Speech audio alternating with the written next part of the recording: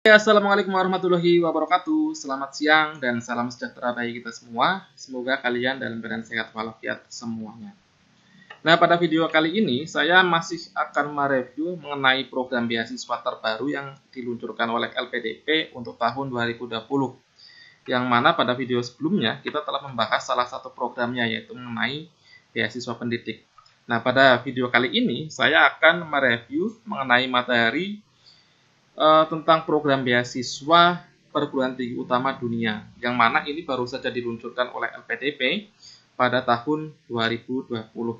Nah, keunggulan beasiswa atau keistimewaan beasiswa LPDP sendiri itu setiap tahunnya memang kerap kali meluncurkan program-program beasiswa terbaru. Contohnya pada tahun 2020 ini, yaitu terdapat 2 program terbaru. Oke, langsung saja ya, kita mulai. Jadi beasiswa perguruan tinggi utama dunia itu adalah beasiswa yang dikelola oleh LPDP dengan sasaran untuk warga negara Indonesia yang telah memperoleh Letter of Admission atau LOE Unconditional dari perguruan tinggi peringkat utama dunia untuk menempuh jenjang pendidikan baik magister maupun doktoral.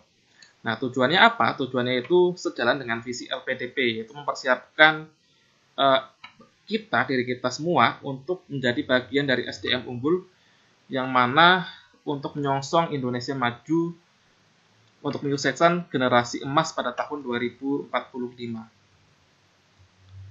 Nah, tentang LPDP kita lewati saja, sudah pernah dibahas pada video sebelumnya. Apa itu beasiswa PTUD juga tadi sudah kita bahas. Lalu skema beasiswa perguruan tinggi peringkat utama dunia. Nah, ini skemanya seperti ini. Yang pertama itu untuk program magister, ini hampir sama masih sama ya dengan yang beasiswa pendidik dalam negeri.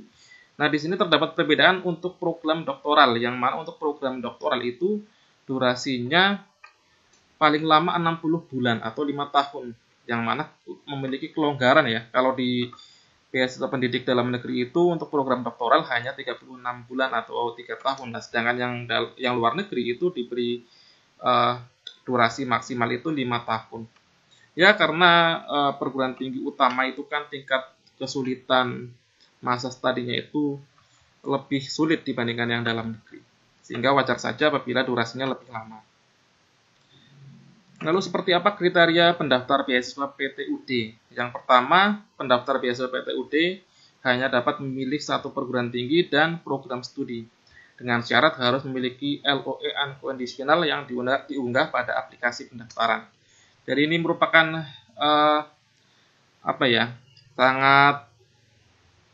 sangat umum sekali ya kriteria yang ini, karena semua baik yang negeri maupun yang luar negeri itu juga persyaratannya harus memiliki LOE Unconditional.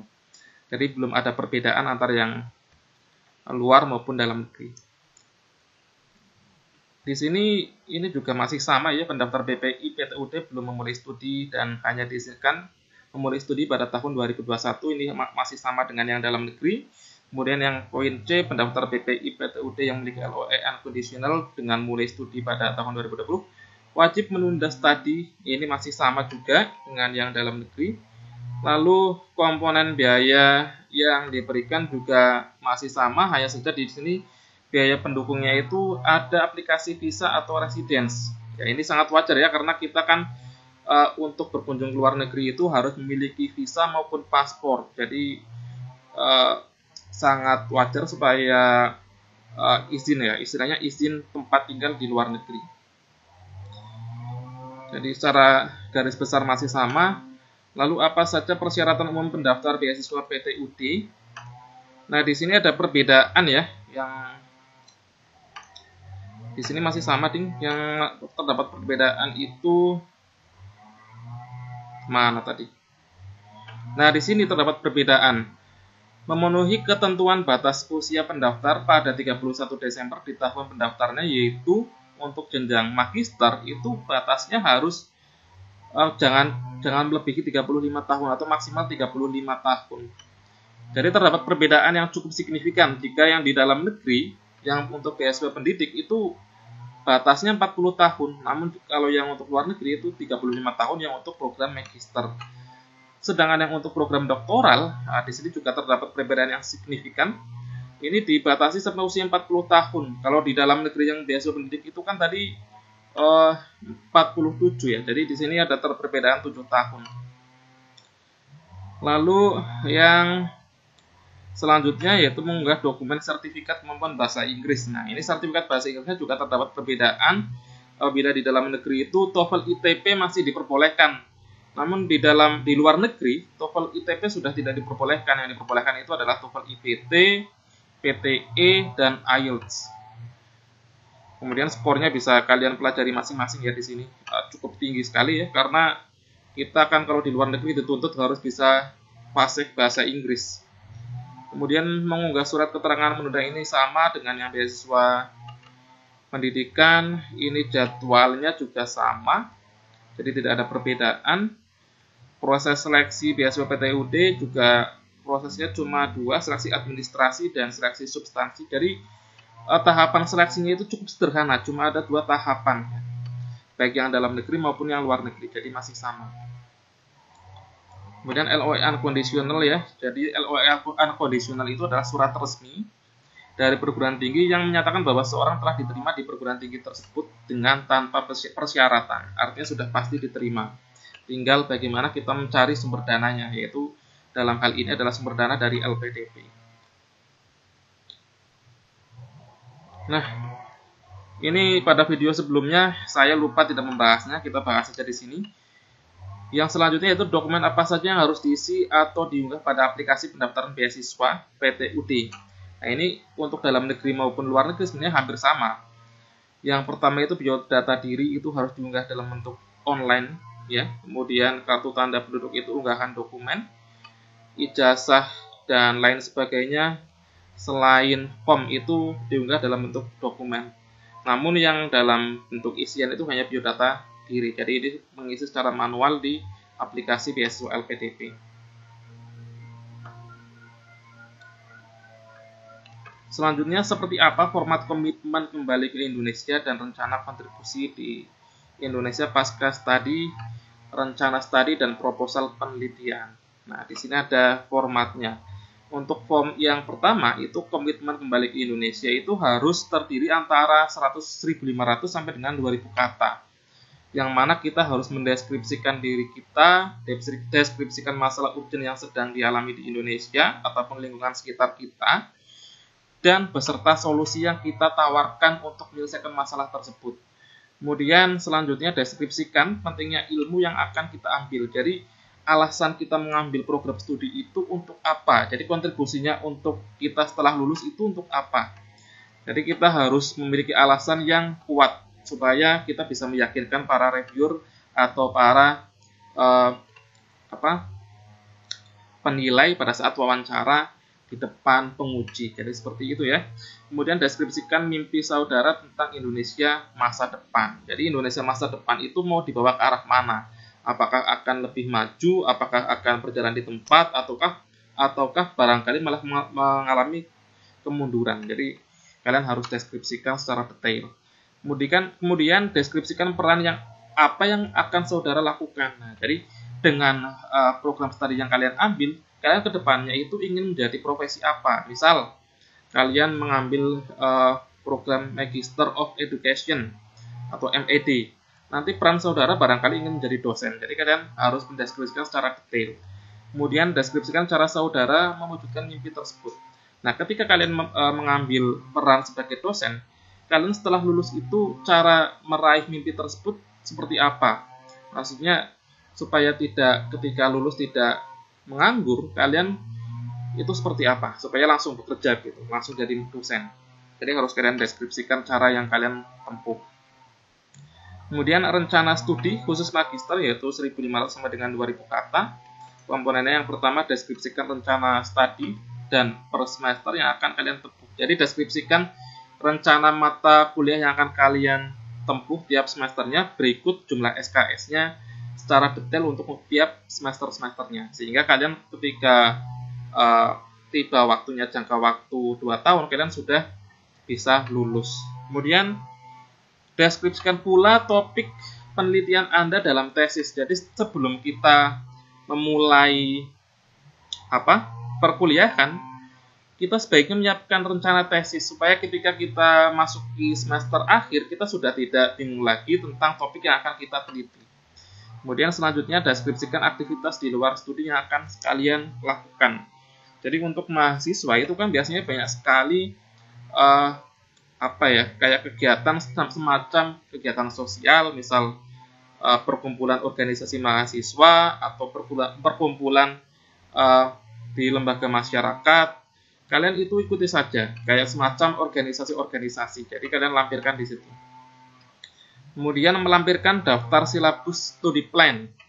Nah, jadi di sini kalian itu selain kuliah yang secara reguler, kalian juga kayak memiliki topik tentang kayak mirip KKN, PPL kayak seperti itu, kayak rencana kerja lapangan. Makanya kalian aplikasikan topik yang akan kalian ambil untuk tesis, kalian ujikan dulu di lapangan. Kira-kira seperti itu untuk studi lapangan. Kemudian deskripsikan rasional pemilihan bidang studi perguruan tinggi, area disiplin ilmu, dan relevansinya terhadap kebutuhan institusi maupun situasi kondisi Indonesia saat ini. Jadi kalian harus mendeskripsikan mengapa memilih bidang studi tersebut, perguruan tinggi tersebut, kenapa tidak memilih perguruan tinggi A, B, dan C, dan lain sebagainya. Jadi harus memiliki alasan yang kuat. Lalu nah ini khusus proposal penelitian khusus untuk program doktoral.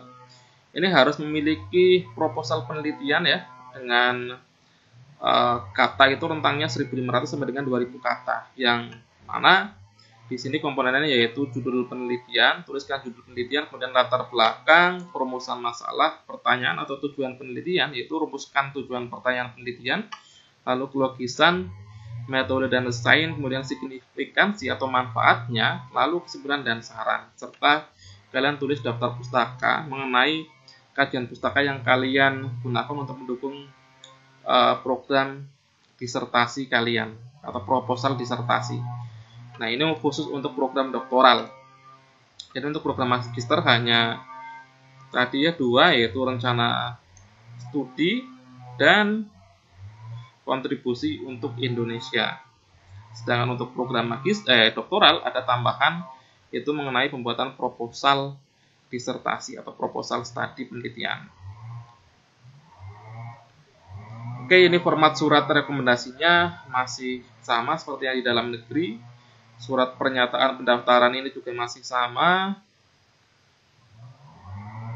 Lalu selanjutnya adalah daftar perguruan tinggi beasiswa PTUD tahun 2020.